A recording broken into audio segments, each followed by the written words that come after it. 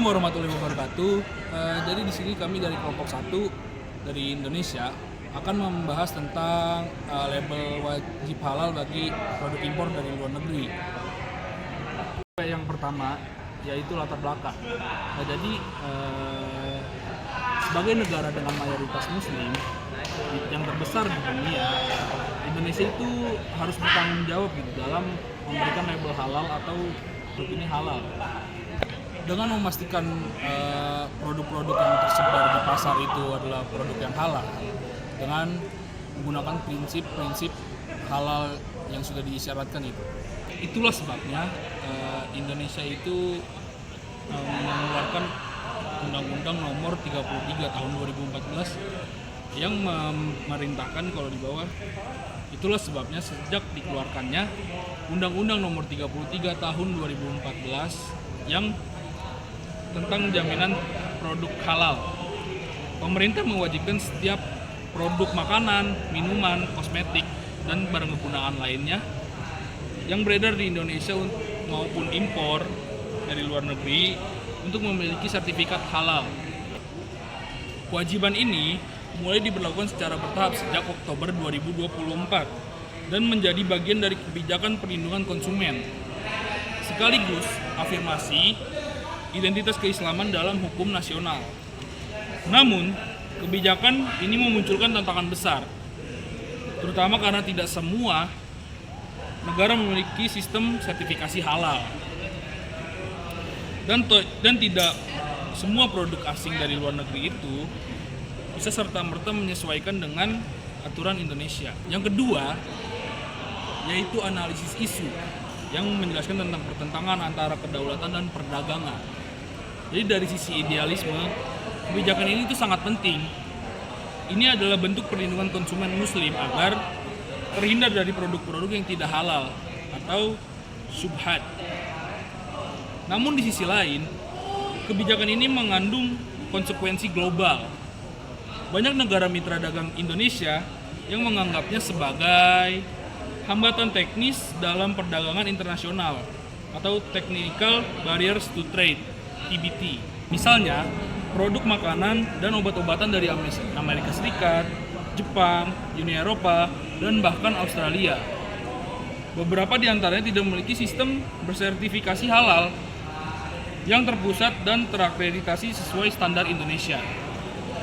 Akibatnya, banyak produk yang berpotensi tertahan di pelabuhan, tidak bisa masuk ke pasar Indonesia, atau memerlukan biaya tambahan dan proses administrasi yang lama hanya untuk mendapatkan sertifikasi halal. Kekhawatiran muncul, apakah kebijakan ini membatasi arus perdagangan bebas, memicu ketegangan diplomatik, atau bahkan melanggar komitmen Indonesia dalam WTO. Jadi beberapa negara mitra Indonesia telah menyampaikan keberatan melalui forum-forum internasional, termasuk dalam sidang WTO atau World Trade Organization. Mereka menyampaikan bahwa kebijakan ini itu nggak transparan, nggak konsisten, juga dapat berpotensi mendiskriminatif produk-produk asing gitu, khususnya yang berasal dari luar negara-negara non-muslim. Sementara itu dari sisi domestik, pelaku-pelaku usaha termasuk UMKM kita itu juga merasa terbebani karena sertifikasi halal ini itu harganya nggak murah dan lama gitu. BPJPH sebagai lembaga yang berwenang memang udah membuka kemungkinan akreditasi namanya LHLN atau lembaga halal luar negeri gitu. Namun jumlah lembaga yang udah diakui itu secara resmi itu masih terbatas atau masih sedikit gitu, sehingga tidak semua produk dari luar negeri itu bisa dapat pengakuan halal secara cepat gitu. Nah, Indonesia tuh harus hati-hati agar aspirasi keagamaan tidak berbenturan dengan kewajiban nasional dan juga hubungan diplomatik. Lalu bagaimana solusi terbaik untuk menghadapi situasi ini? Saya memiliki 5 poin utama. untuk mengatasi permasalahan ini, di mana 5 poin ini patut dipertimbangkan. Pertama itu ada MRA atau Mutual Recognition Agreement. Indonesia perlu menandatangani pengakuan sertifikat halal bersama dengan lebih banyak negara. Ini akan mempercepat pengakuan LHLN dan menghindari friksi dengan negara mitra. Kedua, perpanjang masa transisi untuk produk tertentu, terutama barang impor dengan kategori risiko rendah, perlu diberikan masa transisi yang cukup, misalnya hingga tahun 2026.